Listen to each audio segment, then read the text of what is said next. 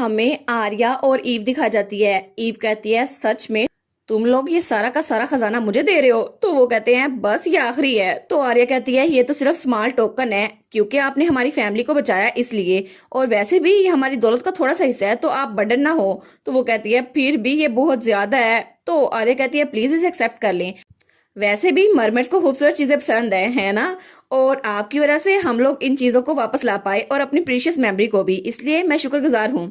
और तब उसके सामने झुकते हुए कहती है वंस अगेन ईस्ट के मेंबर के तौर पर मैं अपना ग्रेटिट्यूड आपको एक्सप्रेस करती हूँ क्योंकि मैं आ गया हूँ। तो ईव उसकी तरफ देखती है और स्माइल करती है। वो कहती है मुझे बहुत ज़्यादा खुशी हुई कि मैं आपके किसी काम आ पाई। और फिर वो कहती है लेकिन आर्या तुम्हारी फ्यूचर के क्या प्लान्स है? तो आर्या कहती है अभी तो मैं अपने एक्शंस को अटोन करने वाली हूँ, जो मैंने गुनाह किए हैं उसको खत्म करना होगा क्योंकि पहले मुझे लगता था जो मैं कर रही हूँ वो सेल्फ डिफेंस में है, लेकिन वो सब कुछ अब मुझे रियलाइज हुआ है किसी ऐसे इंसान की वजह से जो बहुत ज़रा अच्छा था। इसलिए मुझे पता चला है कि ईस्टर्न लीडर की बिट्टू वो सिंसियरिटी है और मैं अब अपनी कौम के लिए बिल्कुल सिंसियर रहूंगी। तो तभी वहां पर हमारा नोएल आता है। वो कहता है ईव जाने का वक्त हो गया है। तो ईव कहती है ओ अच्छा मैं चलती हूँ। तो तब वो लोग मुड़ते हैं और वहां से जाने लगते हैं। तो तब आर्या उन दोनों को देखती है, तो वो उनको देखकर ईव को बुलाती है और कहती है ईव। तो ईव कहती है क्या आर्या क्या हुआ? तो वो कहती है मुझे नहीं पता कि मेरे पास फ्यूचर देखने की पावर है या नहीं, लेकिन मैं इस बात के लिए बिल्कुल पूरी यकीन हूँ कि तुम्हारी लाइफ बहुत ज्यादा अच्छी होगी क्योंकि तुम्हारे इर्द गिर्द जो लोग हैं वो तुम्हें बहुत ज्यादा चेरिश करते हैं। तो ईव वो भी स्माइल करके हमारे नोएल की तरफ देखती है। तो आर्या कहती है तो प्लीज तुम दोनों एक दूसरे के साथ ऑनेस्ट रहना, चाहे कुछ भी हो जाए एक दूसरे को हर बात बताना। तो ईव सोचती है आई सपोज उसका मतलब है मैं अपनी आइडेंटिटी रिवील कर दूं, लेकिन अगर मैंने उसको ये बता दिया तो क्या पता कुछ अलग हो जाए, लेकिन शायद मुझे उसे ये बता देना चाहिए और मैं सच में उसे ये बताना चाहती हूँ क्योंकि मैं हमेशा उसके साथ रहना चाहती हूँ। तो तब वो दोनों वहां से जा रहे थे। तो हमारी ईव सोचती है हाँ ठीक है मैं वहां जाते ही उसे ये बता दूंगी। और उनके जाने के बाद वहां पर बहुत से मरमेड्स की भीड़ थी। तो आर्या कहती है चलो ड्रैगन तो अब चले गए तो अब हम अपने काम पे वापस आते हैं, लेकिन मैं स्टार्ट कहाँ से करूं? वो सोचती है सबसे पहले ट्रायल मीटिंग को रखना होगा। और तब वहां पर हेनरी का बटर खड़ा था और वो बजरा गुस्से से हमारी ईव और नोएल को जाते हुए देख रहा था। तब हमें 13 साल पहले का सीन दिखाया जाता है जब वो नया नया वहां पर आया था कैसल में। तो तब उसके डैड ने उसे कहा था तुम्हारे जैसे किसी को हेड के सर्व करने का मौका मिल रहा है, इसलिए ये हमारी फैमिली के लिए बहुत ज़रा ऑनर है और कभी भी अपने नाम का मतलब मत भूलना, लिल टेड। और लिल टेड के नाम का मतलब था लॉयल्टी। तो वो कहता है हाँ ठीक है मैं ये बात याद रखूंगा फादर। और तब वो 36 साल का था और वो सोचता है मुझे बहुत ज़रा खुशी हुई थी जब मैं वहां पर गया था क्योंकि मरमेड्स ऑफ कोर्टेस मेरी फैमिली वो हमेशा से जनरेशन से उन लोगों को सर्व करती आ रही थी जो रॉयल्स थे, लेकिन तब मैं पहली बार वहां गया था और मुझे लगा था मुझे अपनी 20 साल तजर्बाती जिंदगी में भी ऐसा काम नहीं मिला होगा, इसलिए मैं बहुत ज्यादा खुश था। और तब उसके सामने हेनरी का डैड कागजात उड़ाता है। वो कहता है लेयल डैड अच्छा चलो। ओल्ड सेइंग बहुत जरा इंटरेस्टिंग थी और वैसे भी लोग कहते हैं अगर तुम्हारा नाम बहुत जरा बड़ा हो तो तुम्हें नेचुरल डेथ नहीं आएगी। तो फिर वो उसका मजाक उड़ाते हुए कहता है लॉयल्टी है ना, लेकिन तुम्हें ये भी नहीं पता तुम लॉयल होगे भी ये नहीं, इसलिए तुम्हें इस नाम को चेरिश करना चाहिए। तो वो कहता है जी मुझे इस बात का पता है। तो तब हैंडी भी वहां पर बैठा हुआ था और वो थोड़ा डरा हुआ था। तो तब हैंडी का डैड कहता है ठीक है अब से तुम्हारा कोई नाम नहीं है, जब भी मुझे तुम्हें बुलाना होगा मैं तुम्हें बटलर कहूंगा, ठीक है? वैसे भी मैं तुम्हारे साथ काम करके बहुत ज्यादा खुश होऊंगा। तो वो कहता है क्या मेरा कोई नाम नहीं होगा? और उसके 2 हफ्ते बाद वो वहां पे वैसे ही बैठा हुआ था, उसे कोई भी काम नहीं दिया गया था। और उसने जब बाकी बटलर से पूछा था तब भी उसे कोई काम नहीं दिया गया। तो वो सोचता है मेरे पास करने के लिए कुछ भी नहीं है, कहीं ऐसा तो नहीं वो लोग मेरा मजाक उड़ाने की कोशिश करे हो, लेकिन मुझे लगा मैं यही डिजर्व करता हूँ और जो पोजीशन मुझे दी गई है मैं बहुत ज्यादा खुश हो गया था। लेकिन आखिर एक लॉर्ड और सर्वेंट के दरमियान रिलेशनशिप क्या हो सकता है? तभी वो वहां पर बैठा तो बाहर से आवाज आती है क्या आप यहाँ पर है लेयल टेड? तो वो कहता है क्या यहाँ पर कौन है? तो भाई हमारा हैंडी खड़ा था। तो वो सोचता है क्या लीडर यहाँ पर खुद आए हैं? तो वो कहता है हाँ ये मैं हूँ लेयल टेड। तो वो दरवाजा खोलता हुआ कहता है यंग मास्टर आप ठीक तो हैं, आप यहाँ पर क्यों आए हैं? तो वो कहता है हाँ हाँ मैं तुमसे मिलने के लिए आया हूँ। तो तब वो उसको पानी देता है। तो हैंडी कहता है इस पानी के लिए थैंक यू, मैं आपसे कुछ डिस्कस करने के लिए आया हूँ। तो बटलर कहता है अगर आपको कोई काम था तो मुझे बुला लिया होता, आप खुद यहाँ पर क्यों आए? वो कहता है ओ वेल अभी तक तुम्हारे पास जो कॉल बेल चलती है ना उसकी इंस्टॉलेशन नहीं हुई, इसलिए मुझे लगा तुम्हें बुलाने का कोई फायदा नहीं है, मैं तुम्हारे पास खुद ही आ गया। तो वो सोचता है हाँ मेरा तो कोई काम ही नहीं है, मैं बिल्कुल बेकार हूँ। वो कहता है अच्छा तो ऐसी बात है। तो हैंडी कहता है तुम उदास मत हो, मैं तुमसे माफी मांगने आया हूँ। वो कहता है क्या आप मुझसे माफी मांगने आए हैं? तो हैंडी कहता है हाँ मैं बहुत जरा माफी मांगता हूँ आपसे क्योंकि मैं फ्यूचर लीडर बनने वाला हूँ, लेकिन मैंने आपको यहाँ पर बुलाया था लेकिन आपको कोई काम नहीं दिया गया और वैसे भी ये सारी मेरी गलती है।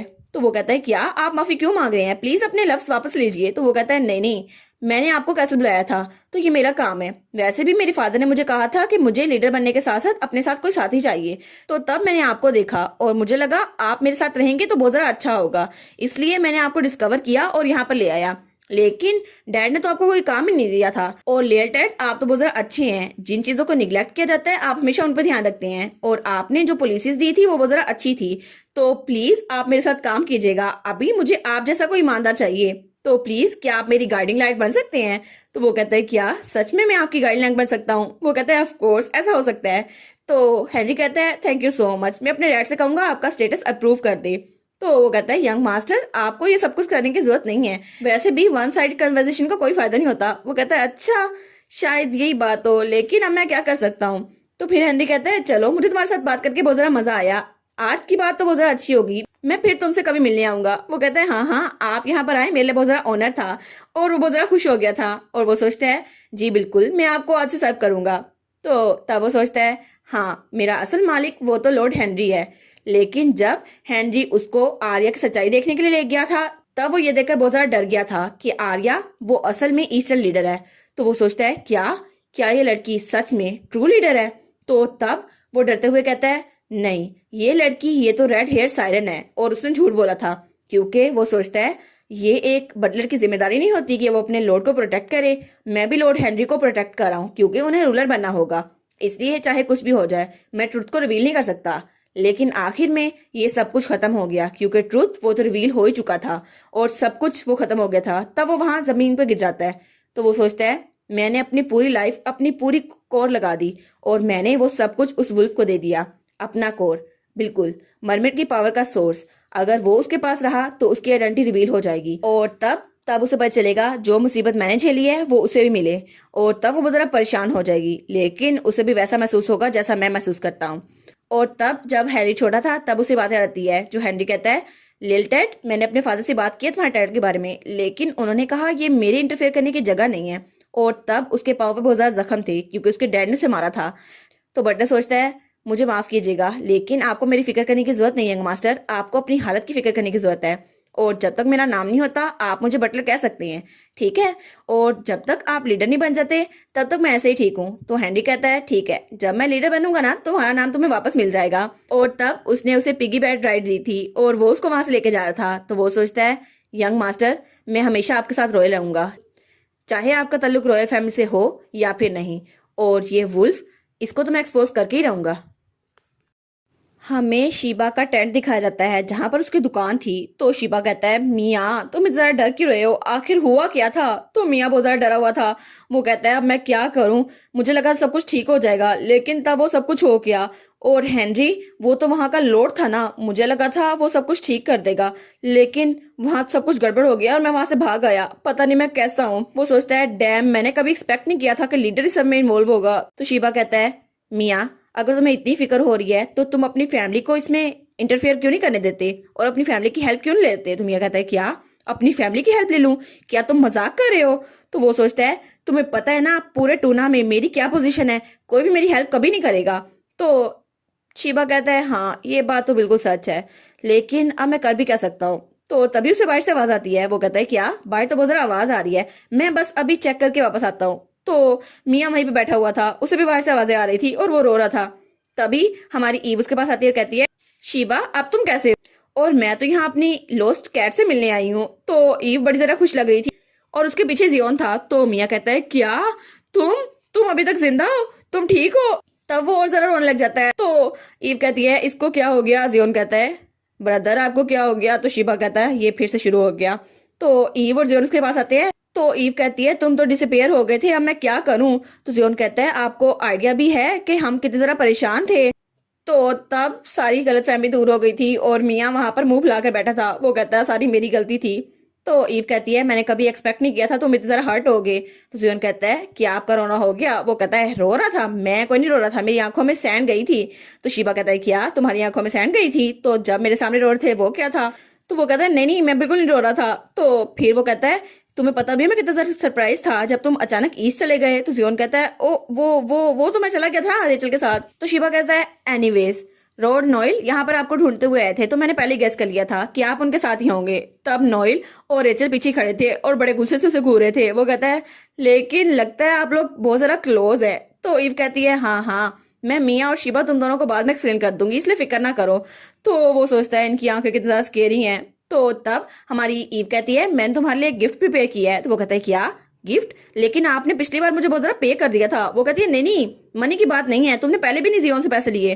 तो तब वो उस बॉक्स को खोलने लगती है जो उसे मरमेड्स ने दिया था। तो वो कहती है मरमेड्स ने मुझे कुछ ज्वेलरी दी थी। लेकिन जब उस बॉक्स को खोलती है वो कहती है क्या? तो जब वहां पर देखती है तो वो बॉक्स खाली था। वो कहती है क्या इसमें कुछ भी नहीं है? क्योंकि उसमें बटलर का कोड था जो उसने पहले ऑब्जर्व कर लिया था। वो कहती है ऐसा लगता है मैंने गलत ज्वेलरी बॉक्स पकड़ लिया, मैं बाद में तुम्हें दूसरा दे दूंगी। और तब उसने उसे सोने के सिक्के दिए थे जो बहुत ही ज्यादा थे, बिल्कुल पहाड़ की तरह। वो कहती है अब मैं जाती हूँ, थैंक यू। वो कहता है लेकिन फिर भी इतने ज्यादा? प्लीज थैंक यू, लेकिन ये बहुत ज्यादा है। तो तब वो जाते हुए कहती है मिया मैं जा रही हूँ, अपना ख्याल रखना। तो मिया कहता है मैं भी। तो ईव कहती है क्या? तो वो कहता है तुम। तो ईव कहती है तुम्हें क्या हो गया? तो वो बहुत ज्यादा हेस्टेट कर रहा था। तब वो कहता है सीरियसली। तब वो दोबारा से वही घास खा लेता है जिससे वो बिल्ली में बदला करता था। तो ईव कहती है आखिर तुम अपनी ट्रू फॉर्म में क्यों वापस आ रहे हो? तो ईव जब उसको देखती है तो दोबारा से बिल्ली बनकर उसके कदमों में आया हुआ था। वो कहता है मैं बहुत जरा बैड कैट हूँ जिसने अपने कस्टमर को डेंजर में डाला, इसलिए मुझे माफ कर दो। अगर तुम्हें कोई भी खतरा हुआ, कंपनसेशन चाहिए तो मैं कर सकता हूँ, इसलिए प्लीज मुझे माफ कर दो। और वो उसके हील पे झुका हुआ था। तो ईव कहती है चलो कम से कम तुम्हें पता था। वो कहता है लेकिन क्यों, मैंने ऐसा क्यों किया? तो ईव कहती है वैसे भी गलती तुम्हारी नहीं थी, ये सब कुछ मैं खुद करना चाहती थी, इसलिए तुम फिक्र मत करो। तो तब वो स्माइल करते हुए कहती है वैसे भी तुम सबसे बेस्ट कैट हो जिसने मुझे करेज दी। तो मियाँ कहता है क्या सच में मैं बेस्ट कैट हूँ? तो फिर ईव वहां जाते हुए कहती है ठीक है, तुम लोगों से फिर कभी मिलेंगे। और तब शिबा ने मियाँ को पकड़ा हुआ था और जियोन और ईव उनको बाय कर रहे थे। और उसके बाद सीन चल जाता है और वापस से हमें हमारे नोएल का महल दिखाया जाता है। और फाइनली और सब लोग ईव को देखकर बहुत ज्यादा खुश थे और ईव की मेड तो बहुत ही ज्यादा खुश थी। वो कहती है आप कहाँ चली गई थी? आपने तो हमें एक लफ्ज भी नहीं बताया। आपको पता भी था हम कितनी ज्यादा फिक्रमंद हो गए थे, और वैसे भी हम आपको ढूंढने भी नहीं जा सकते थे। सर नोएल और रेचल तो पहले गए हुए थे। तो ईव कहती है मुझे माफ कर दो, तुम लोग ज्यादा ही परेशान हो गए थे। तो पीछे बाकी सब भी बहुत ज्यादा परेशान थे। वो कहते हैं आप वापस आ गए और सब रोने वाले हुए थे। तो तब वहां सर्वेंट आता है। वो कहता है हाँ हाँ हमने बहुत ज्यादा मेहनत की, इसलिए आप दोबारा कभी मत जाइएगा। तो शेफ कहती है मैं बहुत ज्यादा खुश हूँ कि आप आराम से वापस आ गई, लेकिन आप दूसरी कंट्री गई थी, अब मैं क्या करूँ, अब दोबारा ऐसा मत कीजिएगा। तो ईव हंसते हुए कहती है हाँ ठीक है, मैं दोबारा नहीं करूंगी, फिक्र मत करो। तो तब वो कहते हैं क्या लॉर्ड ईव और लॉर्ड जियोन वापस आ गए? तो सब लोग वहां जमा हो गए थे। तो रेचल सोचती है अब इन लोग के साथ मसला भी क्या है, अब इन्होंने सिस्टर और जियोन को पकड़ा हुआ है, क्या इनको हम नजर नहीं आ रहे? और फिर रेचल सोचती है चलो कम से कम सिस्टर उन्हें एक्सेप्ट तो करी है, लेकिन ये तो कुछ ज्यादा अफेक्शनेट हो रहे हैं। तो नोएल उसको देखते हैं तो वो स्माइल करता है और फिर हमारा नोएल उसके सर पे हाथ रखता हुआ कहता है रेचल इसीलिए हम भी उसको पसंद करते हैं, है ना? तो रेचल भी स्माइल करती है, कहती है हाँ बिल्कुल, क्योंकि हमारी सिस्टर बहुत ज्यादा अच्छी हैं और ये बहुत ज्यादा अच्छा है। तभी अचानक पीछे से जियोन आ जाता है। वो कहता है मैं भी बहुत ज्यादा अफेक्शनेट हूँ, है ना? और तुम भी बहुत ज्यादा अफेक्शनेट हो। तो रेचल कहती है क्या? तो फिर वो पीछे होती है, कहती है तुम आखिर ये क्यों कह रहे हो, मुझे पहले से पता है। तो जियोन कहता है तुम्हारे बारे में क्या मैं अफेक्शनेट नहीं हूँ? वो कहती है लेकिन अभी बात क्यों कर रहे हो? वो कहता है तुमने कहा था तुम्हें अफेक्शनेट लोग पसंद है, तो इसका मतलब है तुम्हें मैं भी पसंद हूँ, है ना? तो रेचल कहती है बकवास करना बंद करो, मैं ऐसा कुछ नहीं कह रही थी। तो तब वो वहां से भागने लगती है। वो कहती है मैं पहले अंदर जा रही हूँ, आप लोग उसका ध्यान रखिएगा। तो जियोन कहता है मैं भी उसके पीछे जाता हूँ। तो वो हमारे नोएल को आंख मारते हुए जाते हुए कहता है ठीक है मैं रेचल का ध्यान रखता हूँ। तो नोएल कहता है हाँ हाँ ठीक है तुम उसका ध्यान रखना। और फिर वो स्माइल करते हुए हमारी ईव को देखता है और वो सोचता है अरे हाँ मुझे भी किसी का ध्यान रखना है।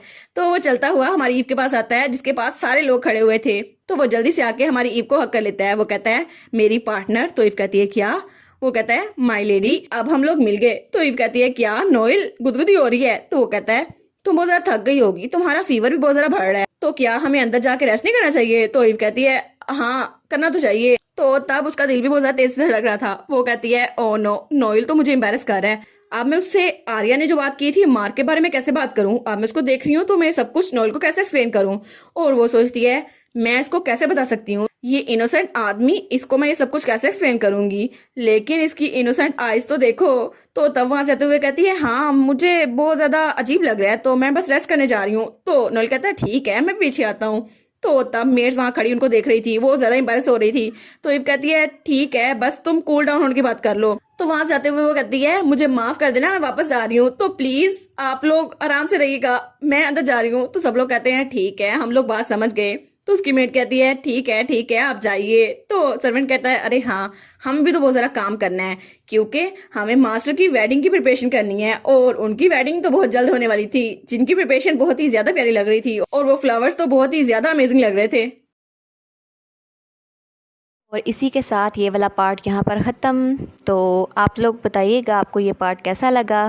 प्लीज़ लाइक करिएगा, कमेंट करिएगा और शेयर करिएगा। और जो न्यू व्यूवर्स हैं काइंडली वो चैनल को सब्सक्राइब कर दें। और पिछली वीडियोस का लिंक आपकी स्क्रीन पर नज़र आ रहा होगा, तो काइंडली उनको भी चेकआउट कर लें। Thank you so much.